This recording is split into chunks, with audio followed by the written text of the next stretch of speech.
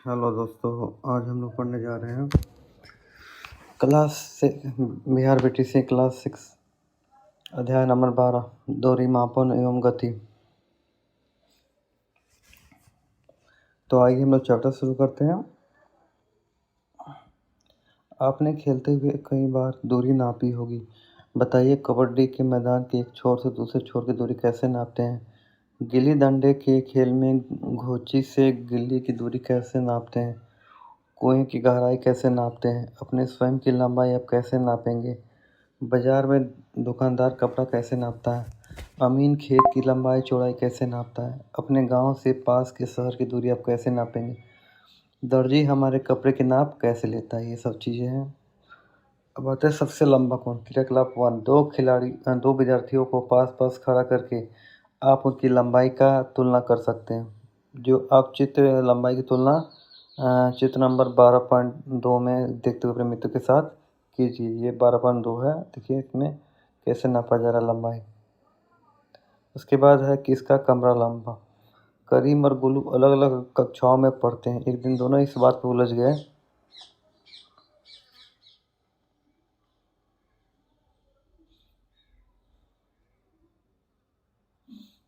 उन्होंने सोचा कि क्यों ना अतुल समान ढंग से चलते हुए पहले पता करे कि मतलब कि कमरे की जो लंबाई है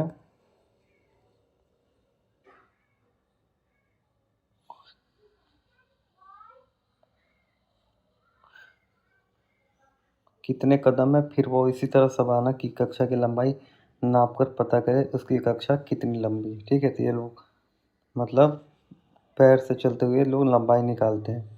तो अतुल के कदमों से जो करीम की कक्षा थी वो 23 कदम थी और शबाना की कक्षा थी वो 20 कदम थी। तो इस तरह उन लोगों ने चलकर लंबाई पता की नाप कर। बताया किसकी कक्षा लंबी है। दोनों दोस्तों ने कक्षाओं की लंबाई की तुलना कैसे की। जब दो वस्तुएं पास पास नहीं लाई जा सकती तब हम उनकी लंबाई की तुलना एक तीसरी वस्तु या पैमाने की सहायता से करते हैं। हम यह देखते हैं कि दोनों वस्तुएं इस तीसरी वस्तु की कितनी इकाई में है।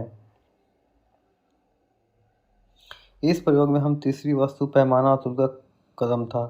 कदम की जगह गोलू और करीम किसी और तरीके या वस्तु का उपयोग भी कर सकते थे, जैसे अपना बीता, हाथ, रस्सी का टुकड़ा, डंडा, पैमाना इत्यादि। तो चलिए, पैमाने की कहानी बहुत ही लंबी है, कई 100 साल पुरानी। तब सभी लोग जो होते थे ना अपने बीते, कदम और पंजे से ही लंबाई नापते थे। इसमें कहानी देख लीजिए। ऊंचे कद का एक आदमी दुकान पर कमीज का कपड़ा लेने गया। उसने कपड़े के व्यापारी से 2 पसेरी गेहूं के बदले 3.5 हाथ कपड़ा मांगा। दुकानदार ने अपने हाथ से पहले 3 हाथ कपड़ा नाप दिया, फिर उसी अंदाज से उसने आधा हाथ कपड़ा और नाप दिया। उस लंबे आदमी को लगा दुकानदार ने नापने में बेईमानी की। जब उसने अपने हाथ से नापा तो कपड़ा 3 हाथ से भी कम निकला। दुकानदार और ग्राहक के बीच भरे बाजार में झगड़ा हो गया। किसके हाथ से कपड़ा नापा जाए, आधा या चौथाई हाथ कपड़ा कैसे नापा जाए। तो दुनिया के कोने कोने में आए दिन इस बात पर झगड़े होते रहते थे। कहीं खेत की लंबाई को लेकर, कभी रस्सी को लंबाई को लेकर, कभी किसी और नाप को लेकर। अंत में लोगों ने तय किया कि एक निश्चित दूरी का पैमाना बना दिया जाए, उसको छोटे छोटे बराबर हिस्सों में बांट दिया जाए। सभी लोग वह लंबाई और दूरी इसी पैमाने से नापे। इसी पैमाने के बराबर लंबाई के ही लकड़ी या धातु के और पैमाने बना दिए गए। अब आते हैं, उन्होंने लकड़ी या धातु के ही पैमाने क्यों बनाए, कपड़े या रबड़ का क्यों नहीं, आपस में चर्चा करके बताइए। एक जगह पर लोगों ने अपने राजा की नाक से उसके हाथों के बीच की उंगली के छोर तक की लंबाई को एक गज जो है माना। एक गज के 3 टुकड़े किए, उन्हें फुट कहा। हर एक फुट के 12-12 भाग किए। हर भाग को 1 इंच कहा। इंच के और छोटे हिस्से के 220 गज का एक फलांग माना और 8 फलांग को 1 मील।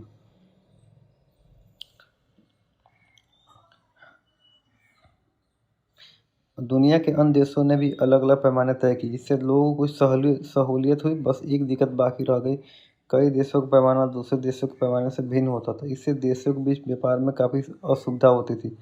झगड़े की आशंका हमेशा बनी रहती थी। अंत में यह तय किया गया कि फ्रांस नामक देश में रखी विशेष धातु की छड़ की लंबाई को 1 मीटर माना गया। 1 मीटर के 100 बराबर हिस्से किए गए, उन्हें सेंटीमीटर कहा गया। हर एक सेंटीमीटर को 10 बराबर भागों में बांटा गया, उसे मिलीमीटर कहा गया। वैसे तो अभी भी अलग अलग जगहों पर नापने की अलग अलग इकाइयाँ प्रचलित है, पर मीटर को अंतर्राष्ट्रीय इकाई कहा जाता है, यानी एसआई कहा जाता है। अब आते हैं कि आपका पैमाना क्या हुआ। अपने ज्योमेट्री बॉक्स को पैमानों को ध्यान से देखिए, उस पर लंबाई नापने के निशान बने हैं।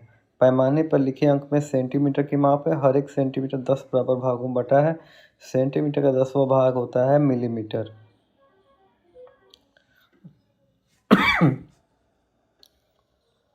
क्रियाकलाप 2 में दिया हुआ है कि आप क्या कर सकते हैं।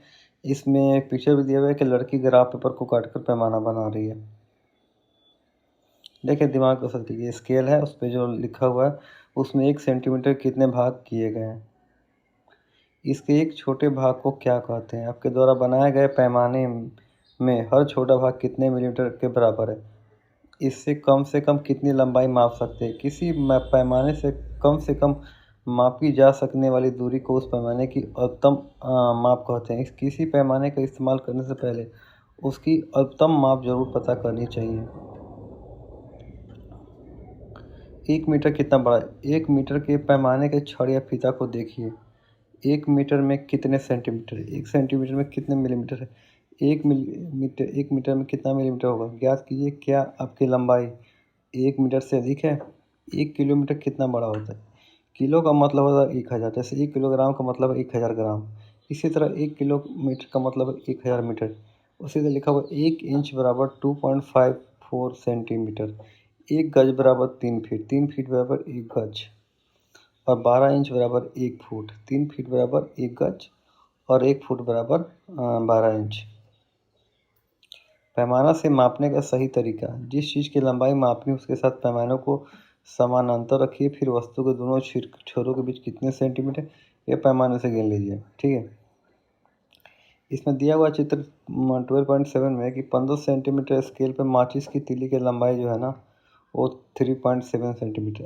अच्छा, तो आप चित्र में गिन कर बताइए माचिस की तीली की लंबाई कितने मिलीमीटर है। इस प्रकार हम गिन सकते हैं कि वस्तु के दोनों सिरों के बीच कितने सेंटीमीटर और कितने मिलीमीटर है। चित्र में माचिस की तीली की लंबाई 3 सेंटीमीटर 0.7 मिलीमीटर है। आईपीएल की लंबाई मापकर सेंटीमीटर की इकाई लिखी। किसी भी लंबाई के साथ उसका इकाई लिखना ना भूलिए। यदि आप इकाई नहीं लिखोगे तो पढ़ने वालों को कैसे पता चलेगा दूरी सेंटीमीटर है, मिलीमीटर में और अन्य इकाई में। हर बार खाना गिनने के बजाय इसका एक सरल तरीका है। चित्र 12.8 में पेंसिल का एक छोर 4.0 सेंटीमीटर के निशान पर, दूसरा छोर जो होता है 9 सेंटीमीटर 8 के निशान पे होता है। पेंसिल की लंबाई बराबर 9.8 माइनस 4.0 सेंटीमीटर बराबर 5.8 सेंटीमीटर। चाहे तो खाने गिनकर इसकी जांच कर लें। पैमाने के शुरू और आखिरी छोर पर थोड़ी दूर तक निशान नहीं होते। जहां से पैमाने का जीरो निशान शुरू होता है वहीं से मापना शुरू करें।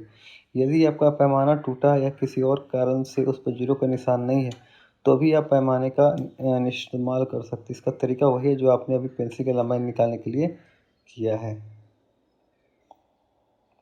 तो ये सब लंबाई मापने का तरीका दिया हुआ है, कैसे आप लंबाई माप सकते हैं।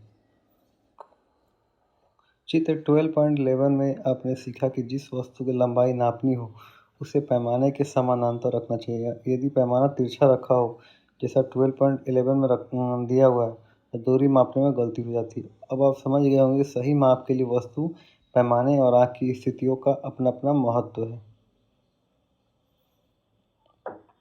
अब इसमें है क्रियाकलाप 3 में एक अनुमान से बताएं कि आपकी पुस्तक की लंबाई कितनी है। तो एक अनुमान से निकालिए और एक नाप कर निकालिए। इससे पता चलेगा कि आपका कैसा अनुमान ठीक बैठता है या नहीं।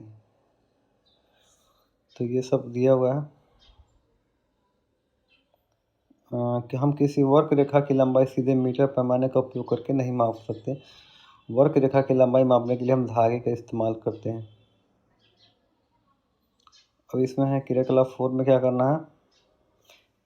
वक्र रेखा की लंबाई मापने के लिए किसी धागे का उपयोग कीजिए। धागे को एक सिरे पर गांठ बांधिए। इस गांठे को बिंदु ए पर रखिए और धागे को अपनी उंगली और अंगूठे द्वारा तना हुआ रखकर इसके छोटे भाग को रेखा के अनुदिश रखिए। इस बिंदु पर अपनी एक हाथ से, जो पिक्चर में दिया हुआ है उसी तरह, हाथ से धागे को थामिए और दूसरे हाथ से धागे को थोड़ा और भाग को वक्र रेखा के अनुदिश फैलाइए। इस प्रक्रिया को दोहराते हुए वक्र रेखा के बिंदु बी तक पहुंचिए और धागे का जो भाग बी पे है वहाँ पे एक चिन्ह अंकित कीजिए। अब इस धागे को मीटर पैमाने के अनुदिश फैलाइए और धागे के आरंभ में बंधी गांठ और इस पर बने अंतिम चिन्ह के बीच की लंबाई मापिए। यह माप वक्र रेखा बी की लंबाई है। यह सुनिश्चित करने के लिए हम दूरी और लंबाइयों का सही माप ले रहे बहुत सी सावधानियां बरतनी पड़ती है। मापने के लिए कुछ मानक युक्तियों तथा मानक परिणामों को व्यक्त करने के लिए हमें कुछ मानक इकाइयों की आवश्यकता होती है। अब ये हमारे पास चारों ओर जो गतिशील वस्तु है इसमें देख लीजिए विराम वस्तु कौन होता है, गतिशील वस्तु कौन होता है, ये तालिका में बनाना है, आपको बताना है कौन विराम अवस्था में, कौन गतिशील अवस्था में।